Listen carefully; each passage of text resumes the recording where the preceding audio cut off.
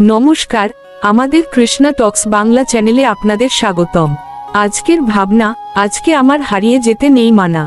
ভগবান শ্রীকৃষ্ণ গীতায় বলেন, 6 অধ্যায় 6 নম্বর শ্লোক, যিনি নিজের আত্মাকে জানতে পারেন তিনি কোন পরিস্থিতিতেই হারান না।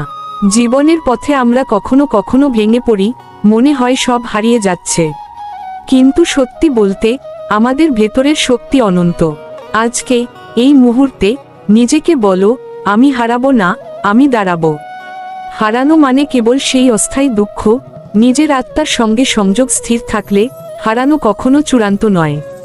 তোমার হৃদয়কে দৃঢ় করো, ভগবান শ্রীকৃষ্ণের নাম স্মরণ করো এবং সাহসের সঙ্গে জীবনের পথে এগিয়ে যাও।